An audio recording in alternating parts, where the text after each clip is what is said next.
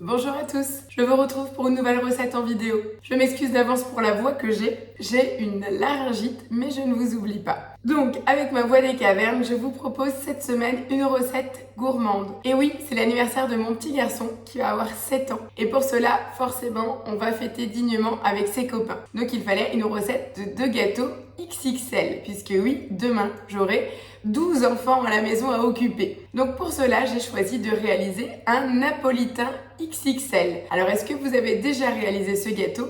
Moi, jamais. J'ai vraiment envie de tenter, puisque on le connaît tous on le connaît tous dans la version industrielle, le beau napolitain, avec les 2 couches de gâteau, la génoise au chocolat et bien sûr le glaçage, avec les petits vermicelles sur le dessus. Et ben on va le faire en version maison et en format XXL. Voilà, vous verrez, c'est très simple, hein, c'est une base de génoise tout simplement, soit la version nature, soit la version au chocolat et garnie. Allez, je vous propose, on démarre. Donc c'est une recette qui n'est pas sur Cookidoo, je n'ai pas encore pris le temps de l'enregistrer dans mes créations. Effectivement, vous allez pouvoir la tester et si celle-ci vous convient, vous pourrez tranquillement l'enregistrer dans la base de votre Thermomix. Allez, on va commencer par mettre les œufs dans le bol pour faire la base de la génoise. Donc pour cela, il me faut 6 œufs entiers.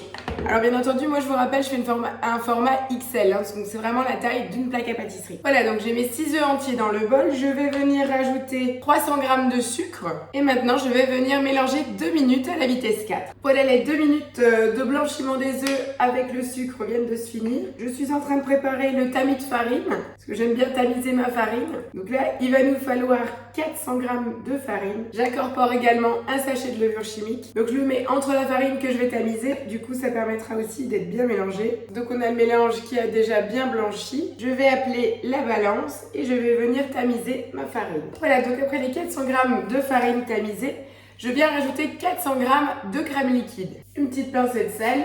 Et c'est parti. Vous voyez, c'est vraiment super rapide. Et je vais à nouveau venir mélanger 2 minutes à la vitesse 4. Et voilà, ma pâte est maintenant prête. Pendant ce temps, en fait, j'ai préparé mes plaques à pâtisserie, donc les petites trouées comme d'habitude, avec le silicone spécial génoise que je possède. Donc la même astuce comme à chaque fois, pensez bien à les mouiller, à les rincer à l'eau froide pour éviter que ça colle. Donc je vais venir répartir donc ma pâte sur le silicone. Je vais mettre d'une spatule pour répartir donc toute la masse. Petit conseil, tapez bien la plaque. Voilà, donc là j'ai la première génoise qui est prête. Je la mets de côté, parce que l'objectif étant d'enfourner les deux en même temps. Donc là j'ai l'autre moitié de ma préparation.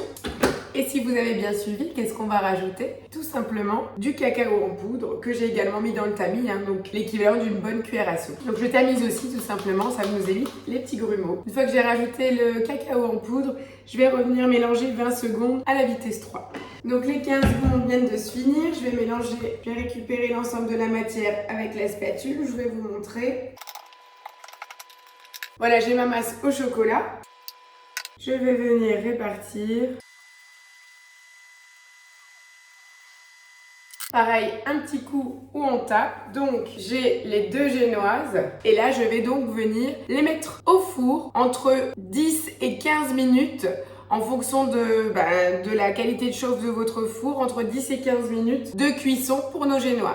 C'est parti! Voilà, pendant ce temps-là, je vais nettoyer le bol et on va lancer la ganache au chocolat pour garnir nos 2 biscuits. A tout de suite! Voilà, je viens de sortir les ganaches du four. Je vous montre, encore un peu tiède, mais j'ai donc la première et la seconde, donc bien cuite. Je vous propose, on lance la ganache et je vous explique après la suite pour le montage. Donc la ganache au chocolat, on va tout simplement mettre 400 g de chocolat. Noir de préférence, au lait si vous préférez. À vous de voir, c'est juste au niveau du sucre, hein.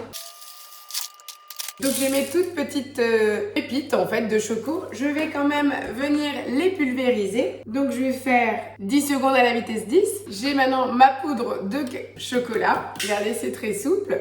Je passe un petit coup de spatule quand même pour racler sur les parois. Je remets mon bol en place et je vais venir rajouter 140 g de crème liquide. Et maintenant, on va chauffer le tout 4 minutes à 85 degrés, vitesse 2. Voilà, la ganache est presque prête. Elle vient de se finir. Donc du coup, je vais vous montrer. Je vais juste démouler mes petits biscuits. Je les mets bien. Je les retire donc du silicone. C'est vraiment une joie, ces silicones à travailler. Hop. je retourne. Et donc là, mes 2 génoises sont prêtes. Donc je vais juste venir couper en 2. Donc je reprends juste le cadre pour avoir, on va dire, le format. Donc l'astuce, vous allez venir presser votre moule pour faire la trace où il reste juste à couper, tout simplement. Voilà, et donc là, j'ai mes 2 côtés qui viendront se superposer. Vous voyez, voilà, j'ai coupé en 2. Et on est sur un biscuit ultra moelleux, très souple. Voilà, la génoise vanille, c'est fait. Et on va faire de même avec les génoises au chocolat. Alors là, j'avais pas le même moule, hein, vous l'avez vu, j'avais pas le même silicone. Il est juste plus grand. Donc je vais vraiment venir couper mes formes avec mon moule. Donc quand vous devez retailler votre génoise, bien entendu, retirez bien le silicone. Et voilà, on a nos 2 couches de choco. Je vais enlever les petites bandes et je vais venir maintenant répartir l'ensemble de la ganache sur les 4 côtés. Ma ganache au chocolat est prête. Donc là, c'est quand même un dessert très gourmand. Donc vous avez vu, j'ai ma plaque, j'ai repoussé les 2 côtés ensemble. Je vais venir garder généreusement. J'ai la petite spatule coudée et je vais venir étaler. Donc là, on a vraiment fait une ganache chocolat noir. Rien ne vous empêche, si vous n'êtes pas trop amateur de chocolat, de le faire plutôt avec du Nutella. C'est une question de goût. Nutella, j'entends bien, ou pâte à tartiner maison, on est bien d'accord, à noisette. Voilà, vous avez vu comme elle se travaille très bien, elle est hyper brillante. C'est vraiment un bonheur. Alors, je ne sais pas si vous aviez déjà tenté ce dessert, mais c'est vraiment très très facile à faire. C'est un jeu d'enfant, ça plaît aux enfants, c'est facile pour maman, tout le monde est content. Voilà, on fait ça sur les 2 côtés, calmement. Voilà, première étape. Maintenant, je fais la même avec la ganache vanille. Voilà. Et maintenant, l'étape cruciale du montage. Donc prévoyez bien un plateau assez grand en fonction de la forme. Donc pareil, hein, si vous décidez de le faire en bande, en longueur, prévoyez aussi un plat pour le transporter. Chose technique, mais quand même ultra pratique. Donc j'ai mon ardoise, je vais venir décaler donc ma couche choco. Jusque là, très facile. Je reprends une 2e tranche vanillée.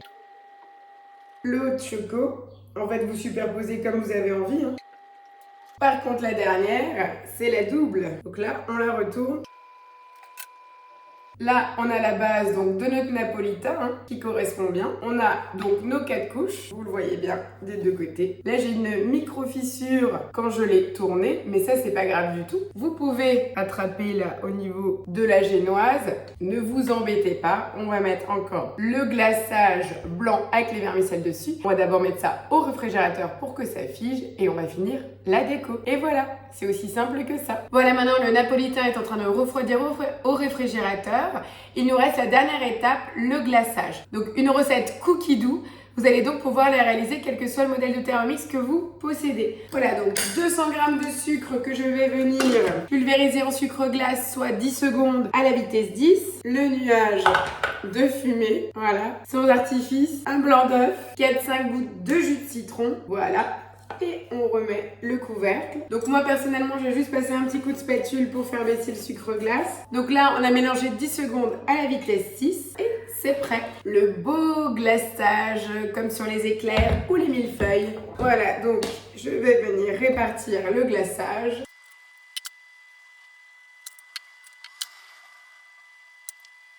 Et voilà, le napolitain maison. Alors, Audi, voilà la petite idée gâteau d'anniversaire, gâteau de fin d'année. À vous de voir. J'attends donc vos retours avec impatience. Et surtout, un petit commentaire, un petit pouce bleu. Et rendez-vous la semaine prochaine. À plus, ciao ciao.